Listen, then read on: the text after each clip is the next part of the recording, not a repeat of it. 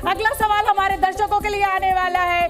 तटीय कर्नाटक के बाद अब ग्रेटर बेंगलुरु की बारी है। ग्रेटर बेंगलुरु जहां पर 32 सीटें आती हैं, किस पार्टी को कितना वोट परसेंटेज? तो देखिए, बीजेपी को 42% मिल रहा है। 2018 में यहाँ पे 39% वोट मिला था।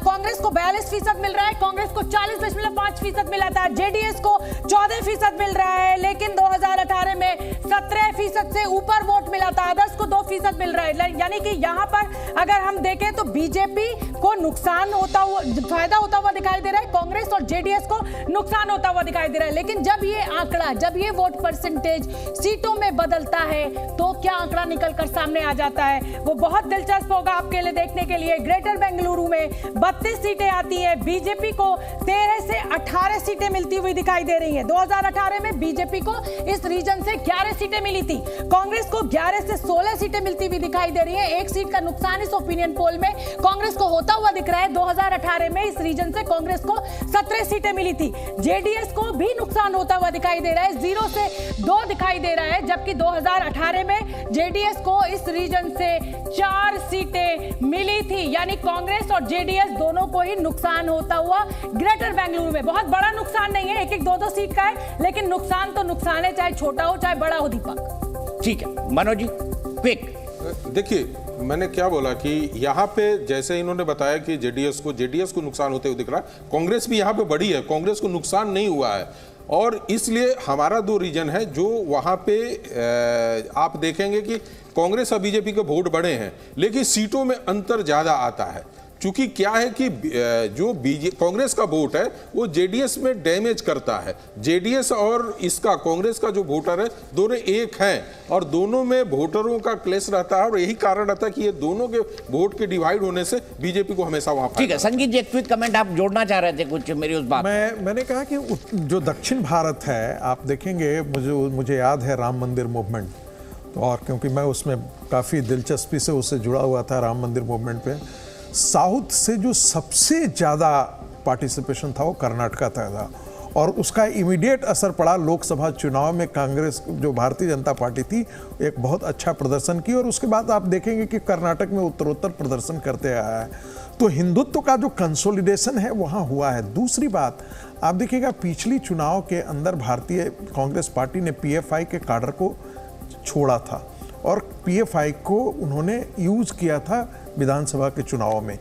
ये मुद्दा इस बार जरूर निश्चित तौर पर जनता के मन में होगा, और खासकर जो इधर जो घटनाएं घटी हैं, और जो खास करके योगी जी के जाने के बाद जो योगी जी ने विमर्श को नए दिशा में ये किया है, ये कहीं ना कहीं कर्नाटक के जनता के मन में आएगा। और यही कारण है, आपने देखा होगा कि इस मुद्दे को योगी जी ने भी उठाया है, अमित शाह जी ने भी उठाया है, और नड्डा जी ने भी उठाया है। बाकी एक के बाद उस दिशा में भारतीय जनता पार्टी के नेताओं ने उस विमर्श को खड़ा करने की कोशिश की है। तो मैं श्री आपके पास आऊंगा, लेकिन शोभना के पास डाटा के लिए चलता हूं। लेकिन मेरा क्विक सवाल याद रखिए आप, मेरा बड़ा सीधा सवाल। मैंने इनसे पूछा, बीजेपी ने जातियों को तोड़ा और हिंदुओं को जोड़ा, बिल्कुल, लेकिन क्या ऐसा यहाँ पर होगा? शोभना अगले डाटा के बाद। हैदराबाद कर्नाटक की बारी है। यहाँ पर लिंगायत के साथ साथ रेड्डी ब्रदर्स का भी असर है, जो पारंपरिक तौर पर बीजेपी के समर्थक माने जाते हैं। लेकिन इस बार हैदराबाद कर्नाटक में बीजेपी को कांग्रेस ने कड़ी चुनौती दी है। जी न्यूज और मैटराइज सर्वे का ये आंकड़ा आपके सामने है। हैदराबाद कर्नाटक जहां पर 40 सीटें आती हैं, बीजेपी को 42% यहां पर वोट मिल रहा है, कोई बहुत नुकसान नहीं हुआ है। 2018 में 39% से ज्यादा वोट मिला था, कांग्रेस को 43% वोट मिल रहा है। कांग्रेस को भी कोई खास यहां पर फायदा नहीं हो रहा है, 42 से ऊपर ही परसेंटेज वोट मिला था। 10% जेडीएस को मिल रहा है, जेडीएस को यहां पर 2% का नुकसान इस ओपिनियन पोल में दिखाई दे रहा है, क्योंकि 12% वोट जो था वो जेडीएस को 2018 में मिला था, अदर्स के खाते में 5% गया था। यानी अब हमें देखना है कि हैदराबाद कर्नाटक में ये जो 40 सीटें हैं उस पर किसको सीटों में ज्यादा बढ़त मिल रही है। बिदर, कलबुर्गी और रायचूरू का ये पूरा इलाका, बीजेपी को 12 से 17 सीटें यहां पर हैदराबाद कर्नाटक में मिलती हुई दिखाई दे रही है। 2018 में 15 सीटें मिली थी। अगर मैं कांग्रेस की बात करूं तो 19 से 24 सीटें मिल रही हैं इस ओपिनियन पोल में। 21 सीटें कांग्रेस को 2018 में मिली थी, जेडीएस को यहां पर 1 से 3, जेडीएस को 2018 में 4 सीटें मिली थी। यानी हैदराबाद कर्नाटक का जो इलाका है वहां पर यथास्थिति बनी हुई है। दीपक, मेरा सवाल मनोज आपसे है, यहां पर यह कहा जा रहा था कि भाई कांग्रेस जो है वो कर्नाटक में एज पर है, कर्नाटक में कांग्रेस ने बढ़त ली हुई है, लेकिन अभी तक का जो आंकड़ा लग रहा है उसमें लग रहा है मुझे टक्कर बहुत कड़ी है और बिल्कुल बराबरी की है। देखिए, कांग्रेस जो है चुनाव के पहले हमेशा ही वो टक्कर देती है बीजेपी को, लेकिन जैसे चुनाव समाप्त हो की ओर जाता है तो क्यों कांग्रेस पिछड़ते जाती है बताना बड़ा मुश्किल है। ये वो एरिया है, जैसे कर्नाटक में 3 रीजन था, एक तेलंगाना से रिलेटेड है, एक बम्बे से रिलेटेड है, एक हैदराबाद से रिलेटेड है, और तीनों का फ्लेवर देखिएगा कि वोटर जो है उसी तरीके से रिएक्ट करता है वोट देते समय कर्नाटका का। उनको कर्नाटका के मुद्दे से उतना लेना देना नहीं है, वो वहां से प्रभावित होते हैं।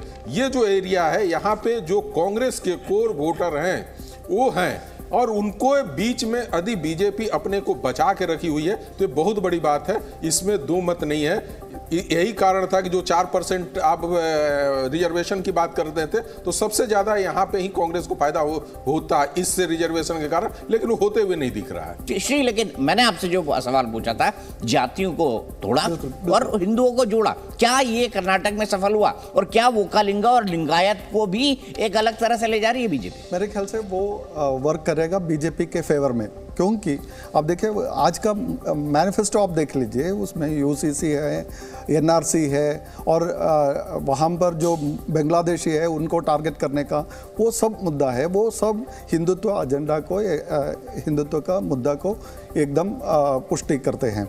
एक और बात मैं बताना चाहता हूँ, आप मनोज जी ने बोला था ग्रेटर बेंगलुरु, वहाँ पर, और ये जो हैदराबाद कर्नाटका है जो वहाँ पर आप देखिए मुस्लिम पॉकेट्स है, वहाँ पर बीजेपी के लिए नुकसान हो सकता है, और रिजर्वेशन इश्यू वहाँ पर ये लाइव इश्यू है। प्रदीप जी, एक क्विक कमेंट आपसे।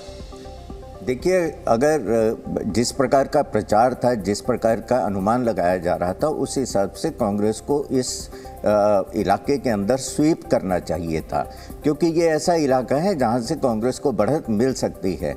उसका सीधा सीधा श्रेय जो है, मुझे लगता है कि कहीं ध्रुवीकरण हुआ है लोगों के बीच में, जिसकी वजह से भाजपा बहुत नुकसान से अपने आप को बचा पाई है, और कांग्रेस को जहां से संभावित बढ़त मिल सकती थी वहां वो उस प्रकार की सफलता मिलती दिखाई नहीं दे रही है।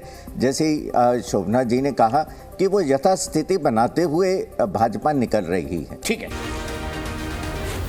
जी न्यूज़।